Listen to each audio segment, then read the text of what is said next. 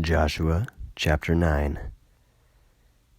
And as they all heard, the kings of the Amorites on the other side of the Jordan, in the mountainous area, and the ones on the plain, and the ones in all the coast of the great sea, and the ones towards and to Lebanon, and the Hittites, and the Amorites, and the Girgashites, and the Canaanites, and the Perizzites, and the Hivites, and the Jebusites, that they came together to the same place to wage war against Joshua and Israel altogether.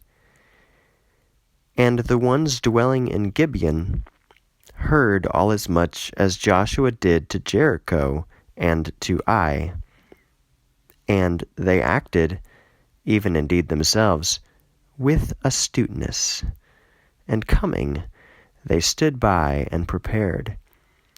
And taking old sackcloths upon their donkeys, and old leather bags of wine, even being broken down and all tied up, and the hollows in their shoes, and their sandals old and being mended on their feet, and their garments being old upon them, and the bread loaves of their possessions were dry and moldy and worm-eaten. And they came to Joshua into the camp of Israel in Gilgal. And they said to Joshua and to all Israel, From out of a land far off we have come, and now ordain with us a covenant. And the sons of Israel said to the Hivite, Look, you do not dwell together with me, so how should we ordain with you a covenant? And they said to Joshua, We are your servants.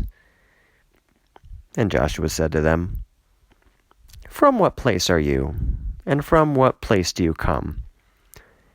And they said to him, Your servants have come from out of a land far off exceedingly, in the name of the Lord your God, for we have heard his fame, and all as much as he did in Egypt, and all as much as he did to the two kings of the Amorites, who were on the other side of the Jordan, to Sihon king of Heshbon, and to Og king of Bashan, who dwelt in Ashtaroth and in Adrain. And our elders spoke to us, and all the ones dwelling in our land, saying, Take to yourselves provisions for the journey, and go to meet with them. And you shall say to them, We are your servants, and now ordain with us the covenant. These are our bread loaves we took hot, being provided of them from our houses in the day in which we came forth to come to you. And now, behold, they are dry, and have become worm-eaten. And these are the leather bags of the wine which we filled new, and these are torn. And these are our garments made old from the exceedingly long journey. And the rulers took their provisions, and the mouth of the Lord they did not ask. And Joshua made peace with them, and ordained with them a covenant. And the rulers of the congregation swore by an oath to them. And it came to pass after 3 days, after the ordaining with them a covenant, they heard that they are near them, and that they dwelt among them. And the sons of Israel departed, and came forth into their cities the 3rd day. And their cities were Gibeon, and Chephirah, and Beeroth, and cities of Jearim. And the sons of Israel did not wage war with them, for all the rulers of the congregation swore by an oath to them by the Lord God of Israel. And all the congregation complained about the rulers. And all the rulers said to all the congregation, We swore by an oath to them by the Lord God of Israel, and now we shall not be able to touch them. This we will do to them, to take them alive, and we will preserve them, and there will not be anger against us on account of the oath which we swore by an oath to them. And the rulers said to them, They shall live, and they shall be woodcutters and water carriers to all the congregation, just as the rulers said to them.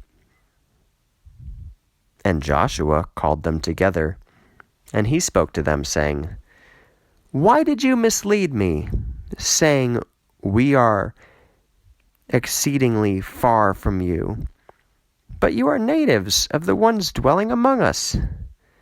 And now you are accursed. In no way shall there fail from one of you being a bondman, nor woodcutter, nor a water carrier to me and to my God.